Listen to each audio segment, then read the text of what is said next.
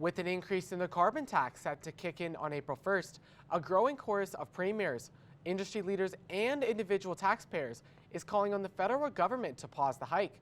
We talked to Lloydminster Mayor Gerald Albers about the city's stance.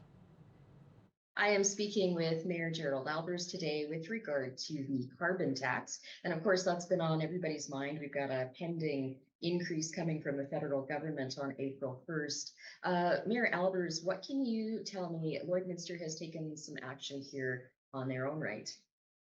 We, as City Council, had a discussion, and certainly we feel that carbon tax, as every resident and business, we've heard from residents and businesses regularly about the concerns of what's coming up on April 1st. We've had, as you can appreciate, a great deal of selection of people, from people that would like to term axe the tax or remove the tax, to others saying let's at least take a pause. And it puts us in a difficult spot, because this is something we have no control over as the city, as City Council. We can't create a bylaw that says, oh, Lloydminster is now going to be carbon tax free. We've seen actions taken by some of the provincial governments, namely Saskatchewan, because of the Crown Corporation of Energy. So responsible for energy through the Transgas and Sask Energy Fund.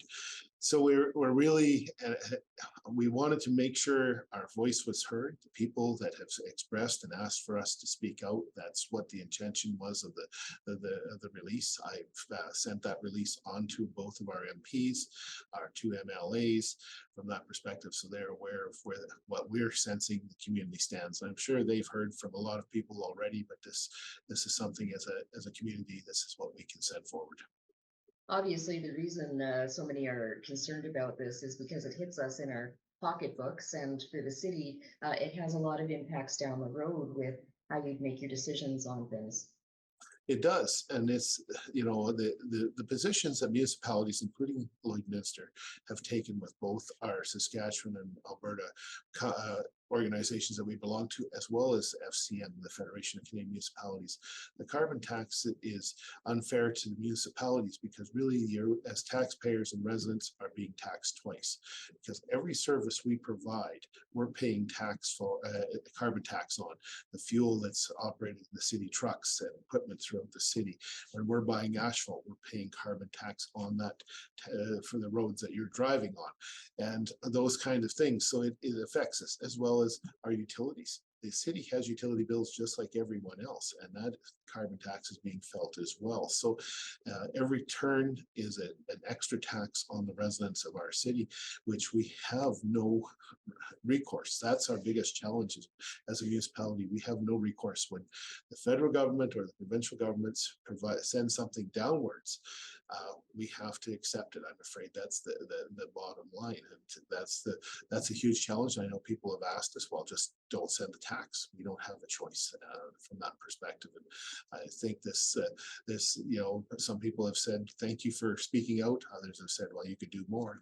I don't know what else more we can do from that perspective, because every service that we provide is affected to someone in this city, be it the Legacy Center, the library, the Juba, the arenas, the ball diamonds in the spring, to the streets, to the water and sewer you receive in your home, the water you receive in the sewer that goes away. Those electrical bills have carbon tax built into them.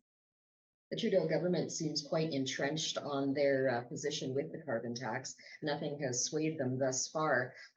It may take an election, do you think? Well, certainly that seems to be the solution a lot of people have proposed, and from that perspective, that the government is not hearing from the people of Canada. We can read that through the media in many different sorts and discussions. And I think that one of the challenges is that we will have an election in 2025 guaranteed. That's from that perspective. Will we have one before that? It's an interesting, because this whole discussion around carbon, and I can back it up to the energy. This community is built on agriculture, oil and gas, gas and associated industries.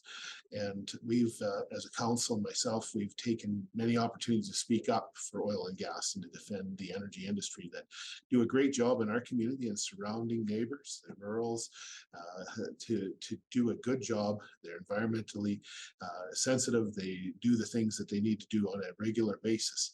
Yet people still believe that there's an attachment to carbon, and then that brings into it a whole much greater discussion. And I know science is divided on this very issue. There's scientists that stand and say we need CO2 to make sure that we can continue to breathe oxygen, because that's the process, where others are saying we have too much carbon.